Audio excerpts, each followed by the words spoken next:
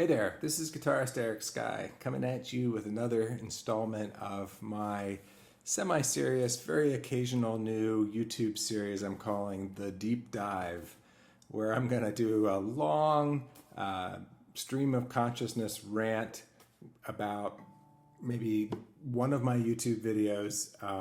Maybe occasionally I'll do something on music theory or something, but I think for the most part I'm just going to pick apart something that I've done on YouTube that people have expressed an interest in.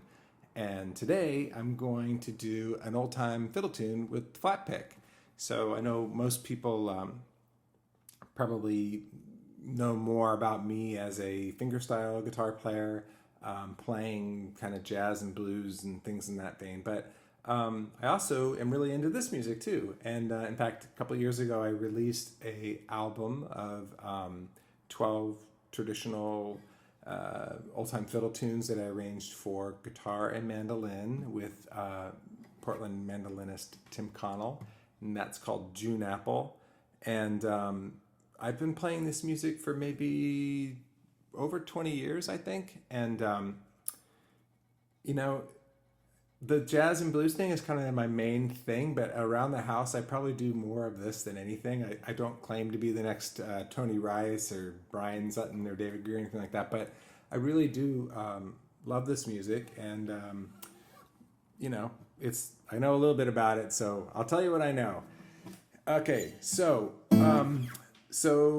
in the description below, I'm going to link the tablature to this tune. And I am not a professional tablature writer. It's handwritten. It's in my childlike handwriting. There may be mistakes, but hey, it's free. So click on that now, and you should be able to print that off. If there's any problem, just email me at eric@ericskye.com, and I'll try to just send it to you.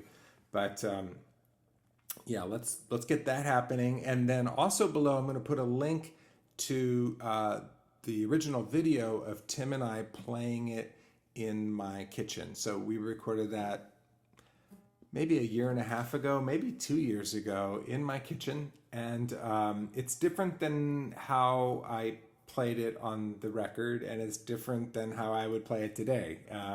I never really play anything note for note, and that's kind of the big picture with these lessons or rants or whatever they are. I'm going to show you how I played it note for note to the best of my ability, but that's not really the point. The point is to sort of find things that you like that really sound good, and understand what's happening with them and try to fold it into your own playing and make your own thing.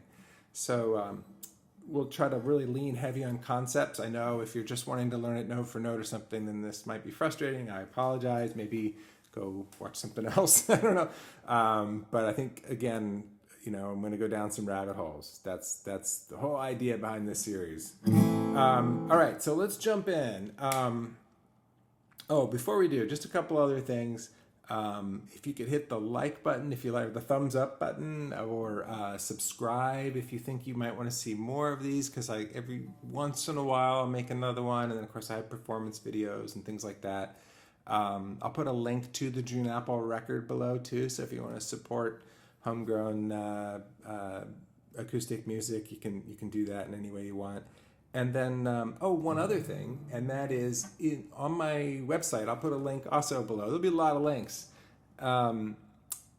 There's a page that I put up about a year and a half ago also called Fiddle Tunes. So if you go to my website, ericskye.com, and you click on I'll put the link in, but just in case, you can hit the little menu item that says Fiddle Tunes. And I created this whole page that has all my arrangements, most of it's stolen, synthesized from other people's stuff, but arrangements of maybe 40-something fiddle tunes for the guitar, and they're all written out in standard notation, and there's some explanation as to why, and I talk a little bit about how this is a great music to use as a gateway to learning to read. But even if you don't want to do that, there's also some text there, a lot of text about my approach to pick stroke and some more theory stuff, and some of which we'll cover today. But that's all written there. You can check that. Some people have said that it's hard to read, so if you just click the reader view in your browser, I think that should make it black or white. I think that covers everything. So let's jump into Cold Frosty Morning. So I learned this tune years ago from an old student of mine, an old friend of mine, who's been playing this music since the 1970s. I think it's a pretty well-known tune, but it's not obscure, but I think in the guitar world it's much less known. And it's really kind of a gem, I think. And things I like about it, it's in a minor key, so we always need more minor tunes, I think. And a little later on, it modulates to a major key, so it's got a little twist in it, which is something that I'm usually looking for too. So let's jump in and let's, before I start showing you too much, let's just kind of back up for a second. I think it's always a good idea when you have a new tune to take kind of a big picture view of it. So if you're looking at page 1, you're seeing two 16-bar grids. The upper one is the straight melody. This would be basically a tablature version of the notation version that I put on my website. And this isn't exactly what I did in that YouTube video. The one below it is the same thing, an octave lower, and I think that's how I did the melody that particular day. But let's look at the upper one anyway, because you really want to learn this melody before you go forward. You're gonna really understand how the variations or improvisation, I'm gonna use those words interchangeably. I'm trying to use variations more than improvisation. I'll explain more about that later maybe, but just semantics. But I think you'll understand where a lot of that's coming from if you really have the melody embedded, because I like to think that the variations are very informed by the melody. So let's learn that, but before we do that, let's just look at the chords, because that's all just sort of hanging on this harmonic grid of the chords. So you can see they're written right there, so I'm not going to elaborate on this too much, but it starts off to 2 measures of A minor, 2 measures of G, 2 measures of A minor, a half a measure A minor, G, A minor. I think you should try to memorize that, and what I usually tell people with jazz standards is try to do it away from the guitar, because as soon as you start sort of showing me what an A and a G looks like, it's just you're in this sort of muscle memory mode, which is great, but I think for really being able to improvise, you want to be able to really know away from the guitar, just in your mind's eye, what chords are coming next. So what I usually tell people is to put down the guitar or just stop playing it, and then just sort of maybe count to feel the beats, but then just kind of look away from the music and go A minor, 2, 3, 4, A minor, 2, 3, 4, G. And then if you're not sure, peek, you want to wean yourself off the paper. It's okay to look at it. It's not okay to just sort of go up and down it and just stay in it. In my own experience, with all music, if I just read it from top to bottom every day, it'll be 4 years before I can play it. And the ones that I've done this weaning process with, of just sort of doing the most I can, then peaking when I need to, and then I'm always, still amazed just how fast I can learn a tune when I do that. And when you do that, you learn it in a way that seems to last longer. It seems to stick. Okay, so then you get down to the B part. Notice there's a repeat sign. So like all fiddle tunes, it's you play the first 8 bars, we call the A part, play it twice, so we call it AA, and now we're going to do the B part, which we're going to do twice as well, so we'll call it BB. But anyway, the B part, you go to A major, so that's kind of cool. It's the modulation I referred to earlier for 2 measures, and then G, and then a half a measure of G, and then a half measure of E7. You can just play E if you want, or you can play some sort of cool E7 if you want. But you can hear that that's sort of creating a little tension, so it folds back into the A minor. And that's the last 2 measures, is 2 beats of A minor, C, D, A minor, G. So again, you want to eventually wean yourself off, so you're going A, 2, 3, 4, A, 2, 3, 4, G, 2, 3, 4, G, 2, 3, 4, and then back to A, and then, if you need to peak about when that E7's coming. But so now let's just stop the tape or whatever this is, and see if you've got that, because I know that this is going to sound really like stick in the mud-ish, and you're going to be like, screw it, dude. But just trust me, if you can just get that memorized in the next 10 minutes, just as a chord grid, that would be better than to just keep going forward. So let's say that you've just took 10 minutes off and now you've got the chords good and memorized. Let's jump into the melody, and we're going to try to do the same thing. So I'm going to give you some tips about memorizing melodies that will be helpful. But it takes more time than the chords typically. Okay, so I'm going to play the melody for you, and what I'm going to do is, I think I'm going to put on my reading glasses, which I've just thrown on the floor. Excuse me. Okay. Oh yeah, there's the notes. So I'm looking at my tablature, and so I'm going to play phrase by phrase. So most of the time that's going to be about 2 measures at a time. And so here's the first phrase.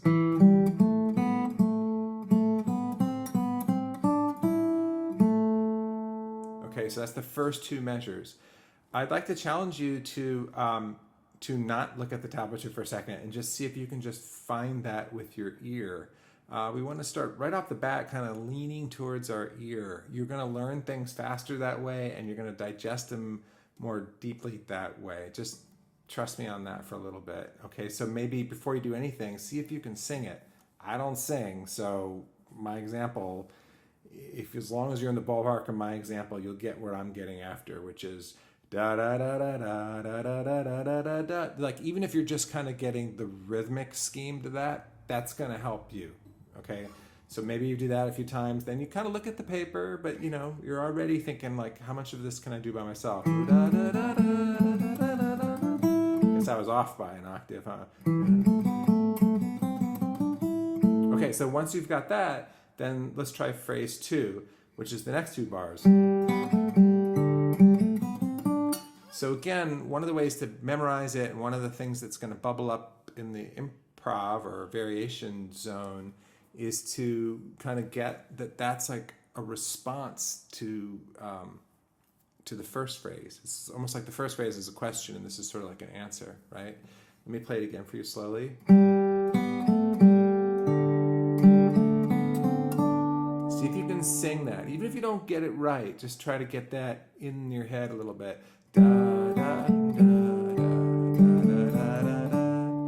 Okay, and then phrase 3, which is the next 2-bar section, this is the first half of the second line. This is a very common thing in this music. Okay, so this is something you really want to grasp, and it's something that you maybe want to get into your kind of variation section to some degree. And that is that phrase 3 is exactly the same as phrase 1. Sometimes there'll be like a little difference, and of course, once you've got this tune digested, you can make all the differences you want. But that's a great connection to make. So you got this phrase, a variation, and then you have a restatement of the phrase, and then you kind of have a sewing up of the section, which is, we'll call this the 4th phrase, or the last 2 bars of the A part. I'll do it slowly for you.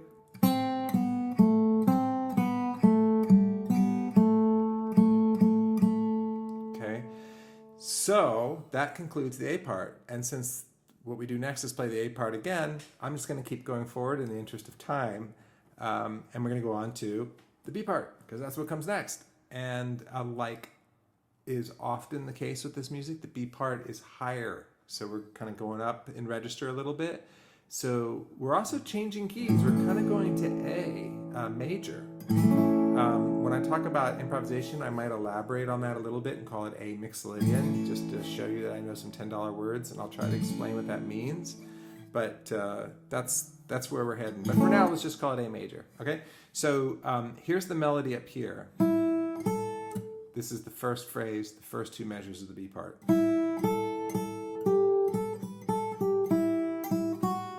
So it kind of is unresolved, right? In fact, maybe I should have left that off. Maybe we'll call the first phrase just shy of the last beat, so it sounds like. Now I'm using some open strings because when I play this up to speed, I can kind of use those as trap doors to allow me to shift positions more cleanly and quickly. So you could play them as fretted notes too. Just follow your tone muse. But that's the way I'm doing it. So now this B section is a little exception to what I was saying about phrase 3 being the same as phrase 1. In this case, it's a little different. And mainly that's because of the modulation. Like we need to get back to A minor. Did I even do phrase 2 yet? Sorry. Hey, it's free. All right, phrase 2. Phrase 2 correctly.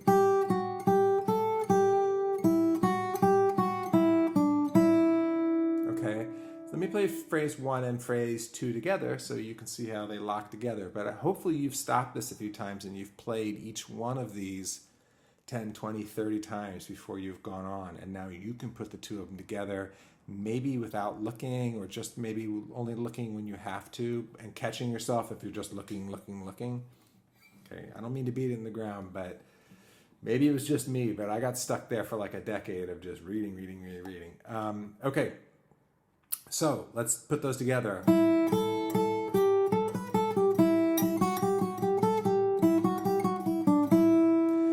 Okay, so now we're on to phrase 3, and now I'll point out again that because of the key change, which isn't very typical in this music, the third phrase is going to be kind of different. It's pretty cool, actually. And then something that happens very often in this music, phrase 4 of the B part, if you stop and look, is exactly the same as phrase 4 of the A part. So again, I point this out so we can kind of carry some of that scheme into the variation section, but also it just makes it really easy to digest, right? If phrase 1 and phrase 3 are the same, and then in the A part, and then the B part has the same, I guess I'll call it the turnaround, but that sort of fourth phrase. So then you start realizing, oh, there's less to learn than I thought. All right, so that's the basic melody. And so practice that, practice it with a metronome. On my webpage about fiddle tunes, there's some discussion about using a metronome and pick direction, all that stuff. This will be like 5 hours long if I go through everything. So I'm gonna keep going forward, and I'm actually gonna go through this part a little quick because it's exactly the same melody, except for one place, I think. And it's just an octave lower. And so I won't necessarily stop and point out all the repeated phrase stuff, but the same thing's happening. So there's one note, I think, in the third measure that I wrote out in parentheses. It's a low E. It would really be a low D, but I'd have to tune my guitar different to do that. It really wasn't worth it to do that.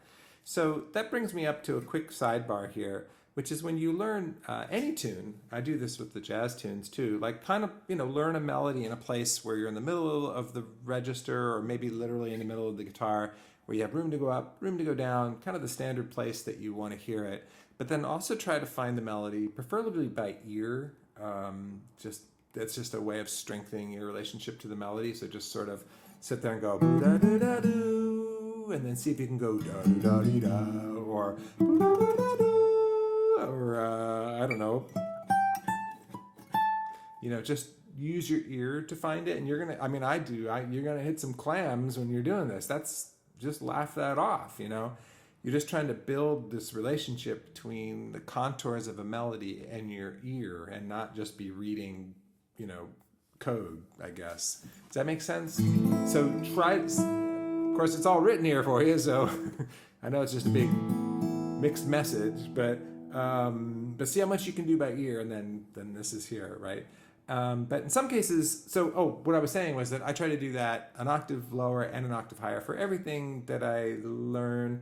But, sometimes, there's just not low enough notes or not high enough notes, and that's why it's not our default place to play the melody. So in those places, you just, whatever, you don't have to sweat it, just, come up with a little variation or skip that part or whatever. Because the main thing I'm getting at is that you, when you're improvising, if you know the melody really fairly well, in a couple of different places, then wherever you happen to be playing has a much higher chance of being informed by the melody and not just patterns and things. Make sense? All right, so I'll just kind of go through this kind of quickly. So this is the way I actually played it on the record. if you have the June Apple record, you'll notice that my arrangement process for all of the not all of the heads, but almost all the heads was Tim and I we played the same melody, for the most part. There's a little country counterpoint in there, but we played the melody in octave unison, right? So he's playing a mandolin, so I'm usually almost automatically one octave lower, but sometimes I would go two. So rather than play the chords and stuff, which I do a little bit, I'm just sort of accompanying him by playing the melody a little quieter and a little lower. So I'm using the palm of my hand to rest right where the saddle meets the string, and I'm kind of going. That's phrase one. Here comes phrase two. There's that low E that really should be a low D, but it didn't seem to. No one got hurt. That's phrase three. Phrase two. Phrase three. It's going to be the same as phrase one. And then phrase four is going to be this. And then the B, which is the same thing, an octave lower. I guess you know that. We've already established that. Shut up, man. Okay, so the B part. Here we go.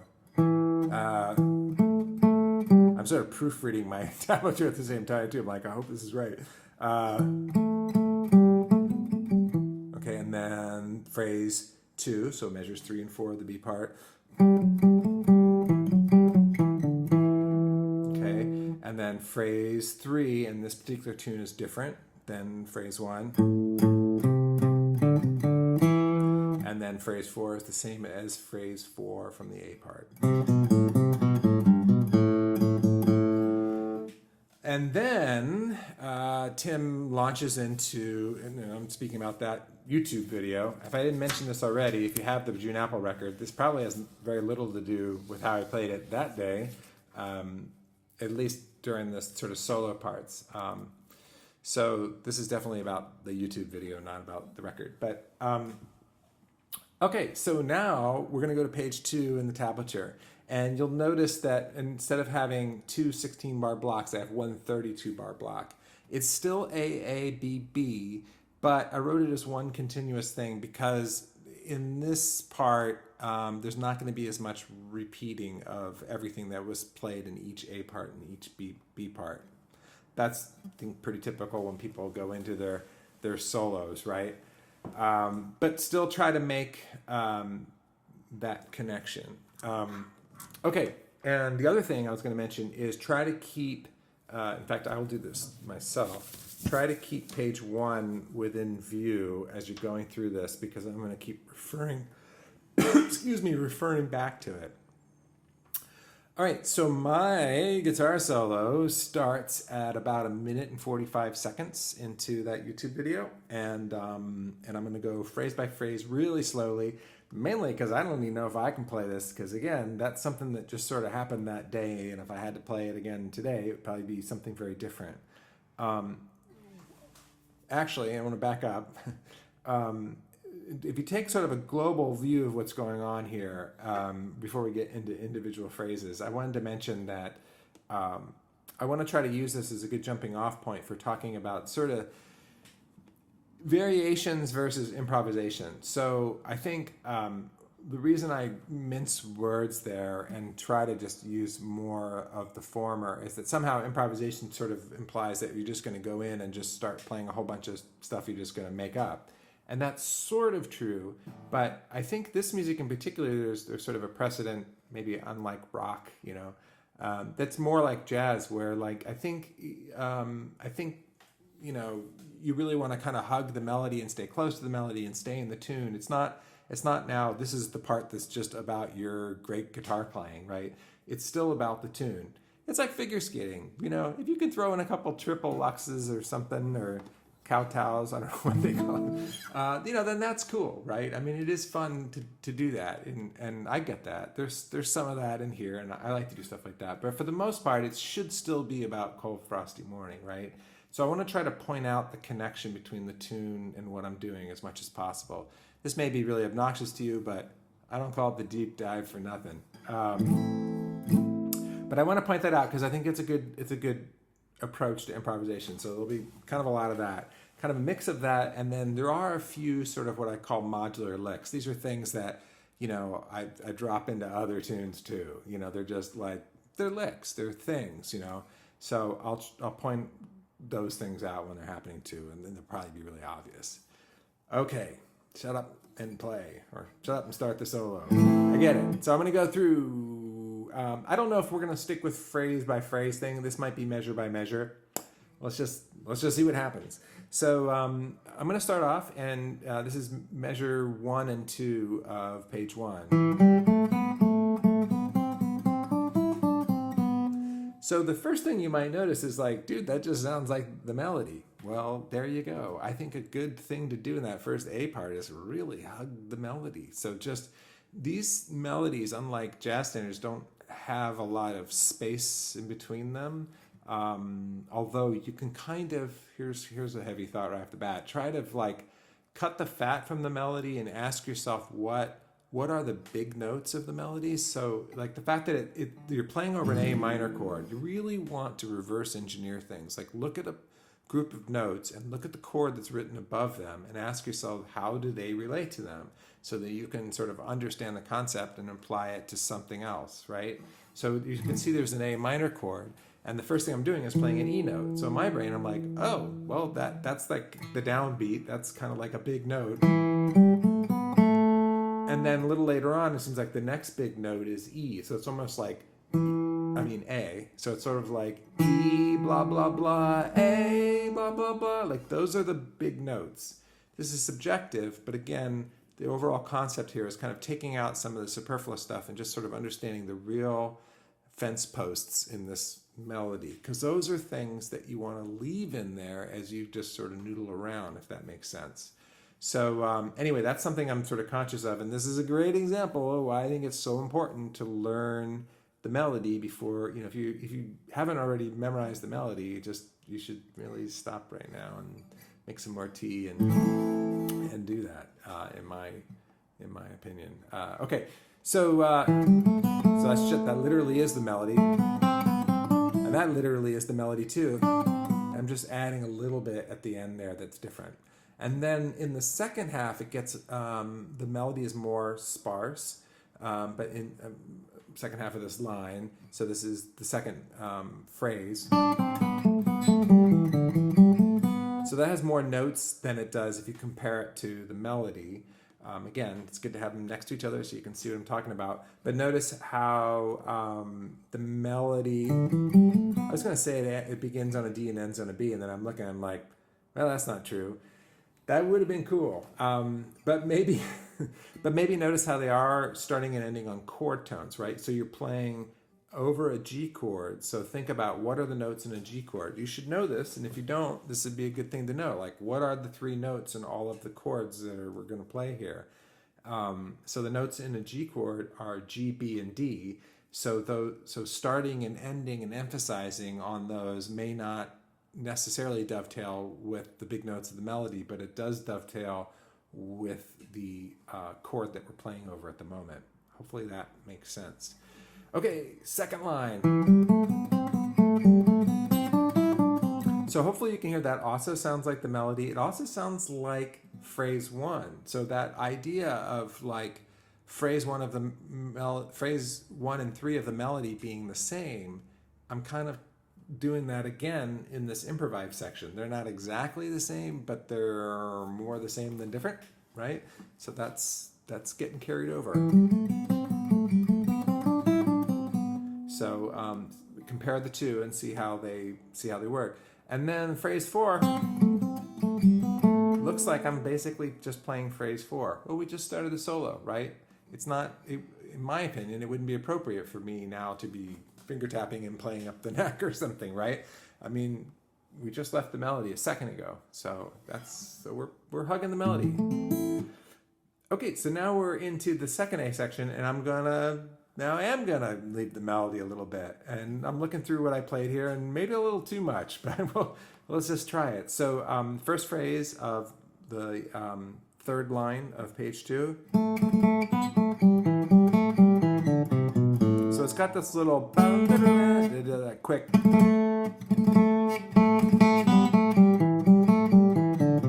So just try to sing that.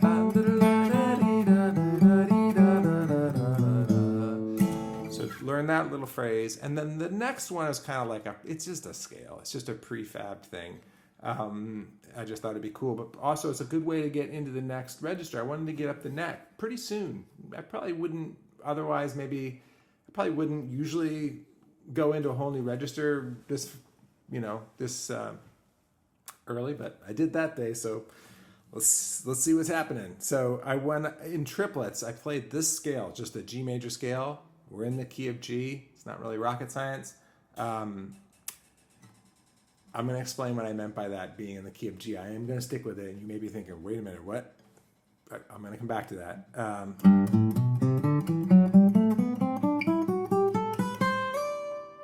So maybe that...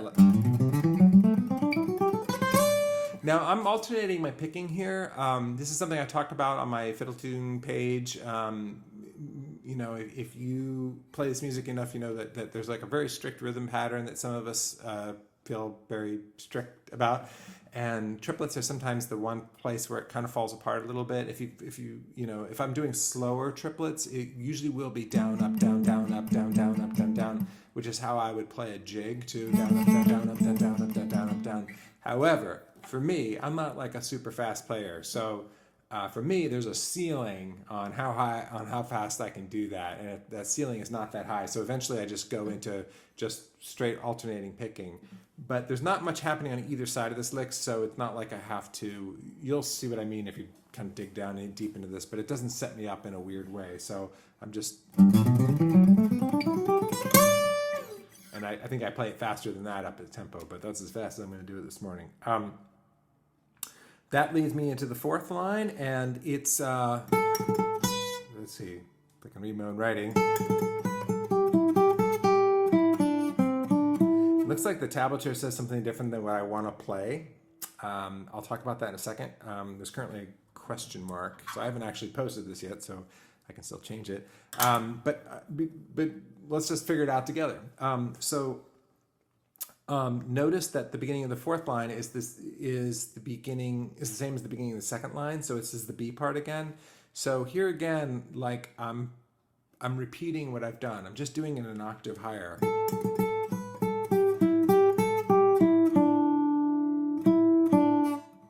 Yeah, there's no way that's right. Stand by. All right. So I'm improving the quality of my product here in real time. So anyway, I'll have to double check that, but I'll get that straightened out. Sorry. Okay, so we're on to the second phrase of that, which is just a continuation of that line. And you can hear it's basically the same as the fourth phrase that we were doing in the melody. I would probably play exactly the same fourth phrase, but it looked like I either struggled with it or whatever, but this is what I played on that YouTube video. So it's like a little bit different, but notice how you're playing over an A minor chord and you're playing a C note. That's a connection you want to make, right? That's the third of the chord, or it's one of the notes of the chord. And it's following that basic sort of sequence, dee-da, dee-da. And then it gets to the G chord, and it's focusing on a B note, which is the third of that chord. So these are chord tones on the strung beats. And it's following, that's where the chord changed, so that's why we zeroed in on it. And then it changed again to A minor, and it was the end of that section, so I kind of put in one of these da da da da. It may be on the video that I went da da da da, da or something. Again, tab is free. Details are extra. That's my motto now. I probably slid out of it or something too. Okay, so now we're going to get into the B part of the solo, so of the first solo. And this is another prefab thing. It uses floaties, a combination of fretted strings and open strings to kind of get a harp-like sound. This is kind of a monster lick, so I'm probably going to struggle with it right now, but I could do it that day, and you can do it for sure. So let me try to play it slowly. I'm going to play phrase 1. So this is, if we're following along on page 2, this is the 5th line down where it says A major. That's right? That's it. So notice how that's kind of moving along. First of all, these are what we call half note triplets. So normally when we play triplets, there's 3 notes for every beat. So you, like I mentioned in my last video for Newman's Blues, when I play triplets, my teacher used to tell me to play, when I was a little kid, he said popsicle, popsicle. So I got popsicle, popsicle, popsicle, popsicle. And that's kind of an easy thing to understand. But half note triplets is where you're playing 3 for every 2 notes. So this is some like, 3-dimensional math here. So I'm going to just cop out and tell you that I just feel it, and eventually it kind of works out right. But you're going 1, 2, 3, 4, triplet, triplet. So it feels like this. And here's the second phrase. Okay. So hopefully you can hear how that feels, and listen to the recording so you can, you can get the idea there. But this is a good time for a little sidebar. And that is part of what I'm doing there by playing those quarter note triplets in the second half of the third line, and now these half note triplets. It's not like I, sat and worked it out on a yellow legal pad before I started making that YouTube video that morning in my kitchen. It's just stuff that's in my semi-conscious toolbox, and this all falls under the heading of improvisation. Isn't just about coming up with different notes, it's also about coming up with different rhythm, right? So different rhythmic ideas. So, it's just one thing that sometimes people will do, and sometimes something that I do, is just kind of get locked into like eighth notes, and you're doing all this cool stuff, and you're finding it really interesting when your listener's just like, dude, da da da da da da da da da da da.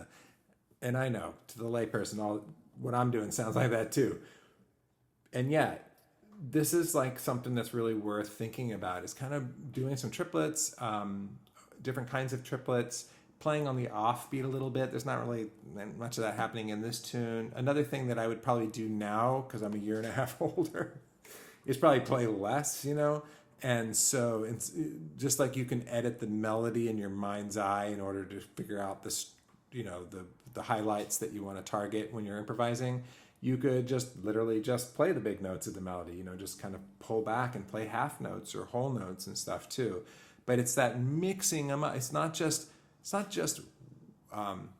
what notes you play, it's when you play them, right? It's messing with the time. That's just as important as your pitches and stuff. So, all right, hopefully that made sense and that was worth listening to. All right, so then the second half of that, this is going to be the 6th line down, beginning with the triplet just preceding it from the previous measure.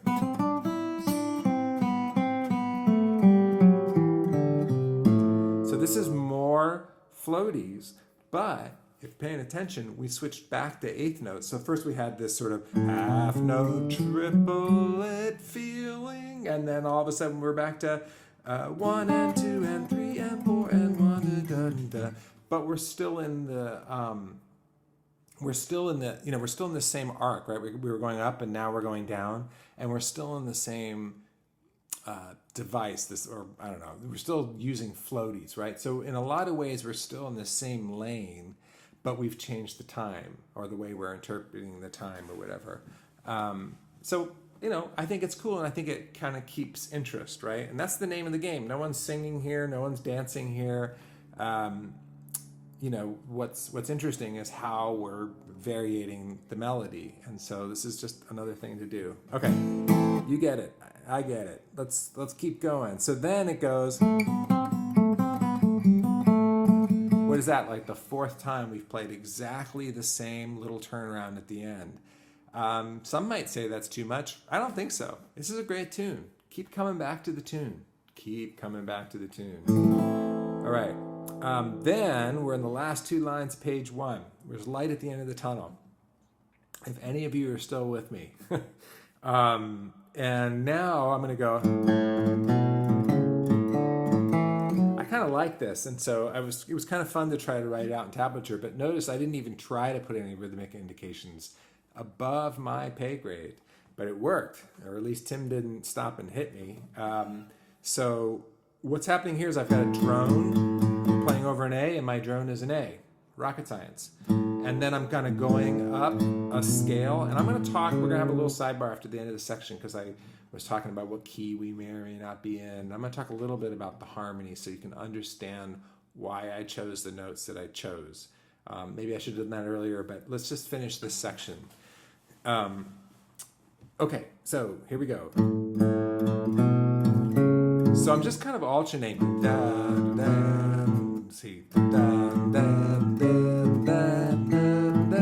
then it gets up to the G, and I just kind of play a G chord, and then I play the bass note, and then I've written an A. I've written an A in parentheses, and that's because when I went to transcribe this, I'm like, wow, it would be way better if that was there. So this is my amended version, and it sounds like I tried to do something because if you I don't recommend this because it was embarrassing for me, but if you slow down the audio, you can hear all the little things like that, and you can hear me just kind of go, Anyway, what I think I was trying to do is hit an A, because that would be continuing to ascend in that scale, right? And that makes sense. That seems to be what's happening. I've crossed the bar line, by the way. And then I play a little diminished shape. Well, it's really not enough to be diminished. In my mind, it's diminished. But it's really just the top 3 notes of an E7 chord, which makes sense. That's the chord we're playing over. And then we're going to play a little blues line at the end, and it goes.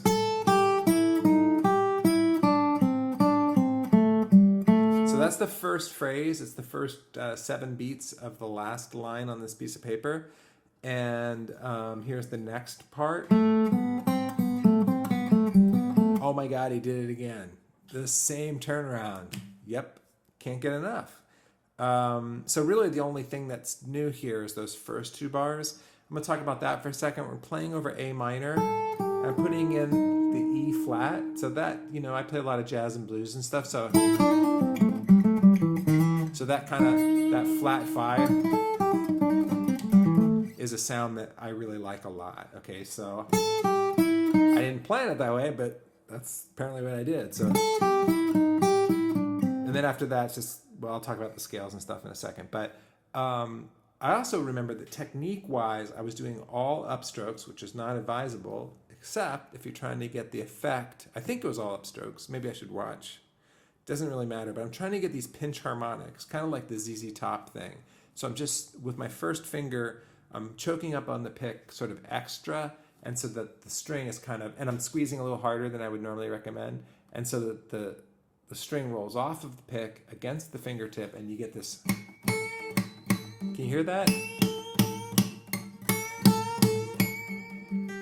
I was a teenager in the 80s, man. I heard that whatever it is, Sharp Dressed Man. That would have been earlier ZZ Top. All right, I digress. But I love that sound, right? So, and I don't own an electric guitar, so this is always these little moments when I can pretend to have one. So I'm doing that technique, and it's just kind of sounding like something like.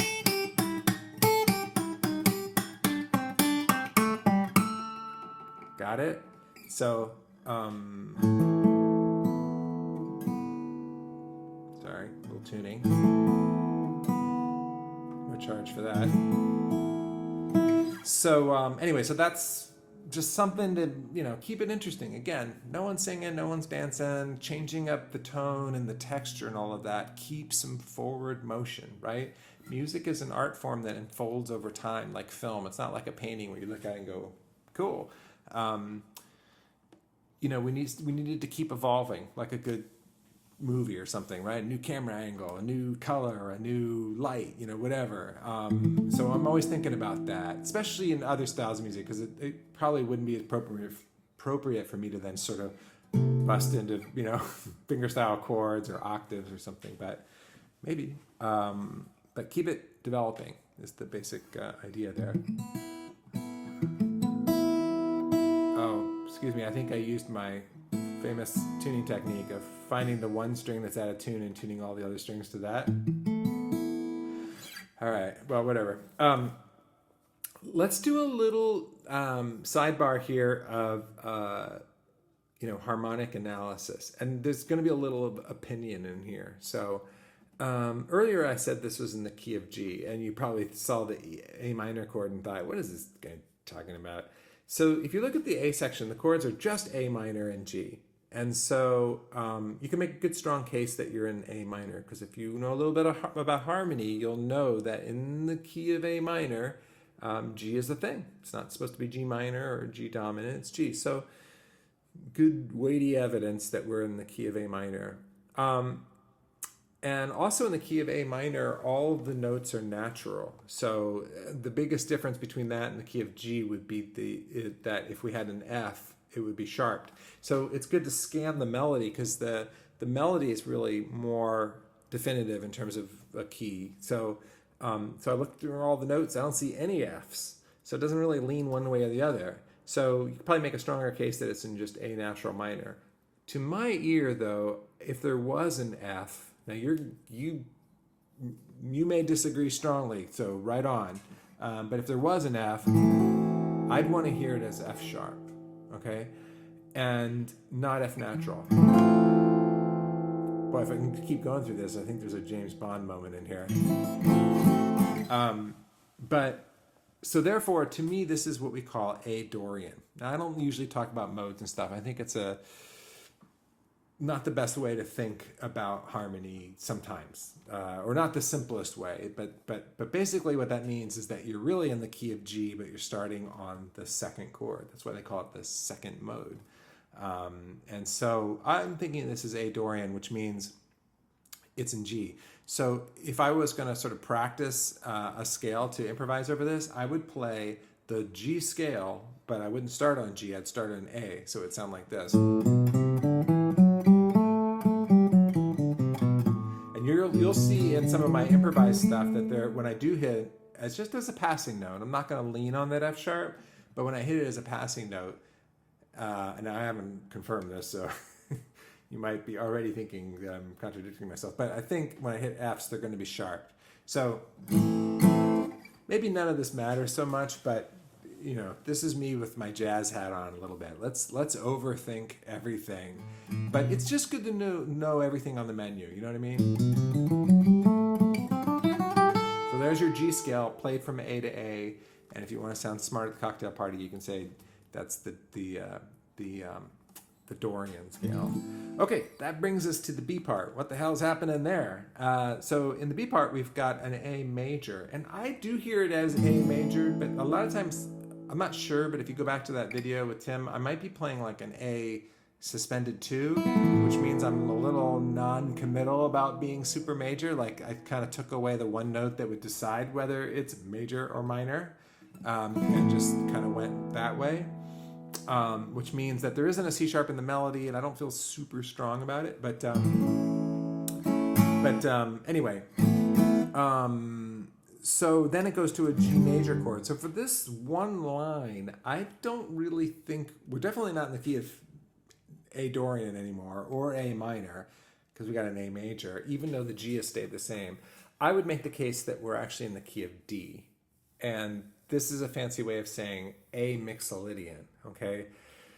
I know, it's the fifth mode of D, but that means that if we, in the key of D, we have Fs are sharped still and Cs are sharped. So it's just kind of a fun idea. So maybe record yourself playing the A and the G part. If you use that iReal Pro app, you can drag your finger kind of across it and just highlight those two bars in yellow so they just loop, and just take a D scale, but play it from A to A. Did I do that right? Yeah. Because I don't hear a G sharp. That would be weird.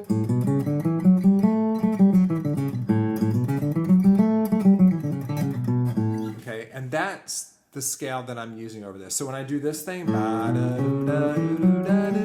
that's just, it's just the scale, but it's, played in half note triplets and using the floaty technique, so it sounds different, but it's literally just going up the A mixolydian scale. And then when I go to the G chord, I'm just descending and through that same pool of notes. However, when it gets down to the next line, or the very end of that line, it hits that E7 chord, and that's just the little that's twisting us. It's the little tension that's going to bring us back to A minor, right? Because we're going to modulate back. This was just a little excursion. And so there, in a lot of cases, you'll see me playing like the notes of an E7 chord, or I might play F diminished or something like that. And then the last part, A minor, C, D. Some people might play D minor, but again, like I'm thinking D Dorian, so it's my tablature. I put a D major. So the chords. Okay. All right. So that concludes our little sidebar about what's happening in this tune harmonically. So now we're going to play the second guitar solo. I'll try to speed up. I know this is getting long, and I know I'm probably just talking to myself, but I get a lot of enjoyment out of this. I guess I haven't plugged anything, so if you're still there, I do offer Skype lessons and stuff, and this is basically what happens, except you get to talk too, and we'll just break things down, and you could know even more about all these kind of esoteric scales and chords and nonsense. So look me up, look me up and hook me up, and we can talk about that. If you're ever coming through Portland and you want to play some of this stuff together in my office, we could do that. All right, so let's go into page 2, and in that YouTube video that we're referencing today, about 3 minutes and 10 seconds in, Mr. Connell hands off the torch to me, and I do a little guitar solo. By the way, you should really listen to Tim's solos, because this whole idea of like melodic variations over to just jumping in and just pure improvisation or lick playing, he's way better at it than I am. Like, he's really great at taking a melody and just, just putting it in his hand and just turning it this way and turning it that way. And I it's just one of the wonderful musicians I get to play with and get dazzled by and inspired by. So pay attention to what Mr. Tim is doing there. It's really great, I think. All right, shut up and play. So here we go. Surprise, surprise, I'm playing the melody again, but it's up an octave. And Tim just got done playing something, right? So I don't know if he played the melody there or not. He probably played some really cool variation on it. So it's been a while since someone literally stated the melody. And sliding up to that 12. And here comes a little variation, but very close to what the melody would be at this point, but up the neck. Okay, and then where are we? Next line.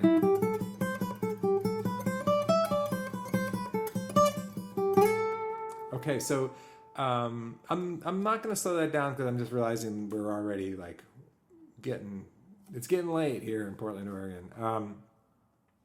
But if you go through that slowly, you'll see that lines up really closely with the melody. There's just more notes, more twists and turns. But I think the starting and ending points and the big notes of that, where the strong beats are, should follow the melody. And then I'm going to go into the second time through the A part. So this is line 3 of page 2.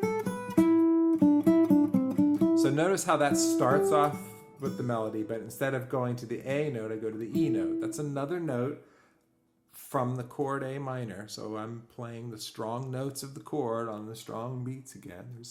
Don't always have to do that, but let's just reverse engineer. Like, if it sounds good, that's part of what's happening there. And that's actually challenging for me, to be honest. I mean, because you've been playing the melody one way all this time, and now you're going to change one thing. I don't know, for some reason that I want to go back to that A note. Okay, and a little variation on the response to that. And then the second half of the third line of page 2 gets into kind of like a lick. I'm sure I worked this out in advance. I'm going to try to read it right now. Okay, take 2. I can do this. Okay, it goes down. Yeah. How does it go to 11? Okay.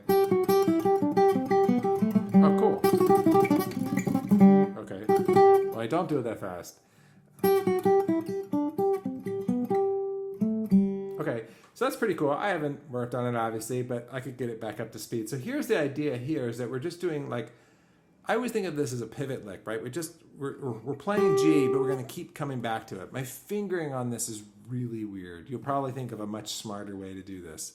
But I'm using my little finger because that's, it does start to go down, right? But I'm using my first finger next to my little finger to get that first F sharp. So try that. So just, it starts off with like a quick, one of those. And you don't have to do that. So you could try it. Do that until someone comes in the room and hits you. That's when you've got it down. I'm not there yet. Cue wife. No. Okay, and then the second half of it is... okay. See, I can play right. Notice how I can play right when I play it slow. There's a connection to make.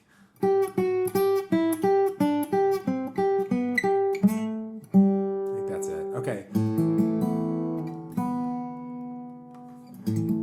OCD on the tuning. All right, so hopefully that makes sense. That could be kind of a cool thing, and because it's mostly all in one string, eventually you'll be able to play it fast, like apparently I did that day. And now we are into the fourth line. So notice how that's a repeat of the... phrase, that's phrase 3 of the second A part, and so it's a repeat of phrase 1. So even within this variation section, which isn't, too big of a variation from the melody, but it is, I'm repeating stuff. So I'm just that sort of master scheme that happens so much in fiddle tunes, we're carrying into the solo. I know you get it, but it just reiterating it. Took me a long time to get, so I just assume everybody is as hard-headed as I am. And then it's just tiny little variation on the turnaround that we've used 700 times already. So we're in the final B part, and then we're almost done with this thing. If you're still with me, then God bless you. So now I'm going to go back to half note triplets because I've been playing a whole bunch of eighth notes and stuff, and again, like just kind of mixing up the time a little bit could be just the thing we need. And and I'm also going to kind of follow a very arpeggio or chord shaped kind of scheme here. I feel like there might be an Allman Brothers song in there. I think that's a thing, right? Okay. I digress. I'm getting punchy. I always do at the end of these. And then moving it down one whole step to match the G chord. And then little piece of a B diminished. I'm not going to go down the rabbit hole talking too much about diminished chords. Totally different genre of music, but if you go with my first deep dive on my tune, Newman's Blues, I talk a little bit more about the diminished thing.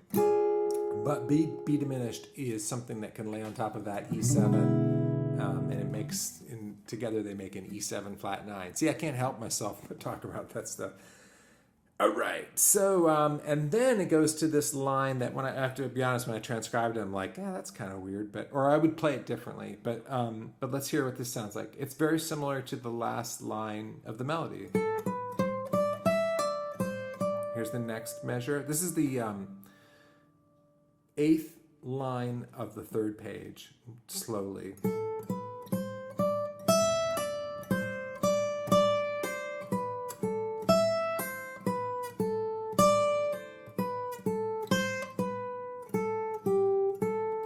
Can you guess how I would probably play it differently today? Yeah, I'd probably edit a note or two out. I mean, that's a lot of, that's machine gun fire of notes, which is, not inappropriate for this music, but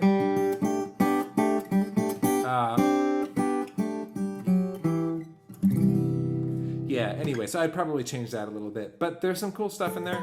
Notice how, like, over the C chord, I'm sort of implying a C major, I guess I'm not really implying a C major 7. Never mind. All right. Yeah, it's all basically sort of triads and stuff. I think what I was going to say is at the end of it, like over the G chord, it's kind of like leaning on the C note on the strong beat, and over the A minor chord, it's kind of leaning on the D note, and none of that's wrong. It all sounds right to me, but over those particular chords, those are like playing the 9 and the 11 respectively, and that's cool. But I probably would go back and play, maybe have reversed them, to be honest. You may not know what the heck I'm talking about there, but if you do, you'll know what I'm saying. All right, here comes the end of the solo. This is the last B part, and what I'm gonna do, and I think this is what I did in the video. I kind of got a little restless and didn't transcribe the rest of it because it sounds like what I was doing is just playing the head or the melody. That's jazz speak for the melody, an octave higher still. So I'm playing up the neck. I play a little 12 fret guitar without a cutaway, and so this probably looks pretty hairy. If you have a 14 fret guitar, it shouldn't be too bad. If you have a cutaway, then no excuses. All right, so it's gonna look and sound like this. I'm just gonna play it in its entirety.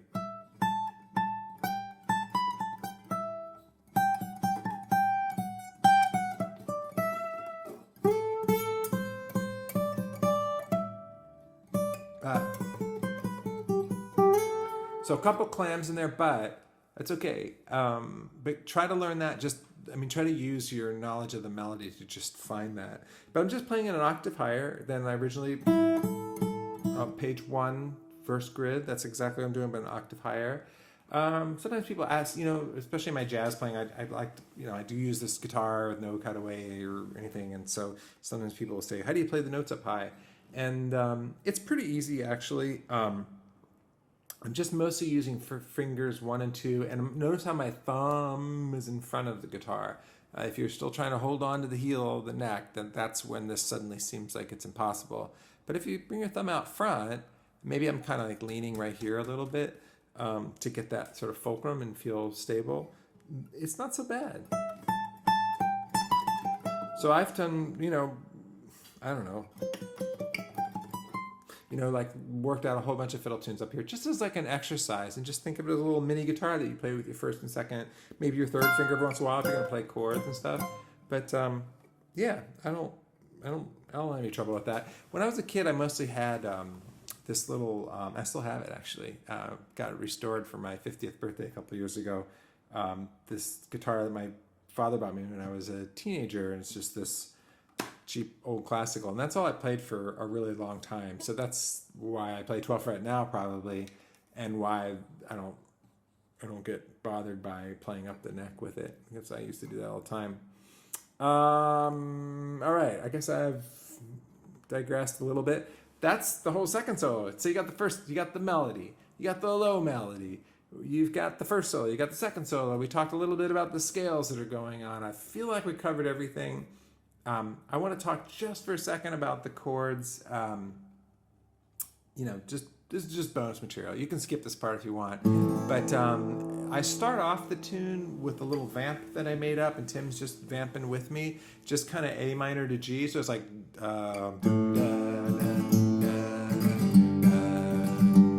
but I wanted to use some different kind of chords. So I came up with this A minor 11 chord. And so what's happening is my little finger is getting A on the 4th string, which is the 7th fret, then I'm getting C on the 3rd string, which is the 5th fret, and then on the top 2 strings I'm barring. So this is kind of a $10 chord. I usually don't play hard stuff, but this one is a bit of a stretch. I'm not gonna lie about that. But so that's getting D and G on top, and then with the low 5th string, you're getting an A minor, and then the D note is the 11, hence the name, and then that G is just another one of the flat 7s, so that makes it the A minor 7, but we call it A minor 11 because it's something beyond the 7 in it. And then the second chord is sort of like a G suspended. I'm leaving these 2 barring here, 3rd string's open, and then I'm getting another G here on the 4th fret of the 5th string, which of course is just doubling the open 3rd string. So it's like a free 12 string for a second there. It's just giving you some extra stuff. So between those 2, I'm kind of going, kind of hammering in. Sometimes I'll flick it. I don't know if I did that on that video already. That doesn't always work that good, but maybe that's why I didn't do it if I didn't do it. But yeah, so we go, as a reminder, sorry. So we go through that a couple times. And then we play the melody together, but later when I play the chords, I'm playing pretty straight A minor, and then kind of the bluegrass G without the third. A lot of times, I don't know, that's pretty much all I do with that. There's some other A minors that I would probably play now that are a little bit more triadic and like open triads. I might put up a lesson about that kind of thing later. So if I was to play it today, it'd be a little different, I guess. But let me talk a little bit about the B part, because it's more interesting, I think. So again, for that A major, I might play it just as A suspended 2. Sometimes you see this in the book as A add 9. That's not really right, because you don't have that C sharp. If you were adding the B, like this would be an A add 9. So it's really an A suspended 2. So sometimes I'll do that. Sometimes I'll do this. Sometimes I'll play it as an A with the top 2 strings open. I might have done that. I might have done a mini version of that with the open 5th string and the open 2nd string. That would be an A add 9. So a lot of different ways of playing A. I play G the same way, but sometimes I'll play the G just on the inside 5 strings. So this is nothing on the 6th string, then 5, 5, open 3, 3. I might do that and then take the B on and off. So if I put some of that together, I'm not sure if I did all this on a video. I'm just punchy and just firing off a bunch of chord ideas. But so this might be like the B part change, right? It might be like, sorry, no charge for that. You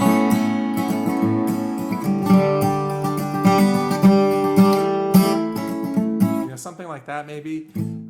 But then for that turnaround, I'm kind of going, and then after the G, instead of G7, or the way I play G7 is usually with a G sharp in the bass, so it ends up being 4. It sounds weird out of context, but 4, nothing.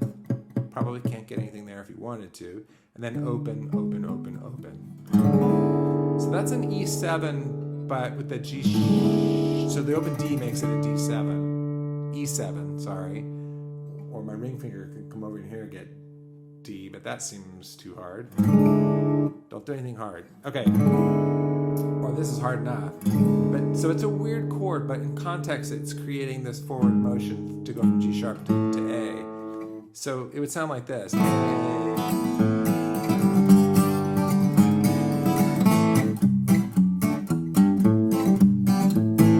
So there I played A, and then C with a G in the bass, D with an F sharp in the bass, and then A minor with an E in the bass, and then then A minor, G, A minor.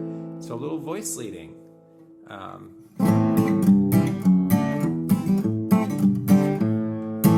And then I think I ended it with one of these. So this is like nothing, and then open 4, 5, 5, 4.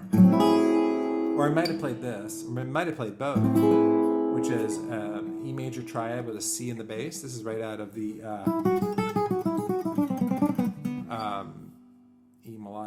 A melodic minor scale. I think I might have played both of those together, like so.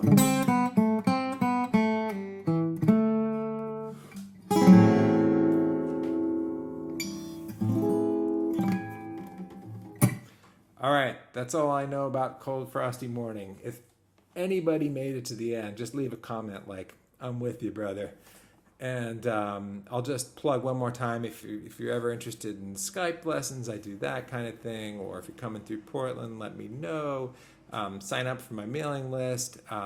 If I'm coming through your town, come to the gig and say hi, that would be great. Remember, in the link below, there's the tablature, but there's also links to the June Apple record and my website, and that's all I know.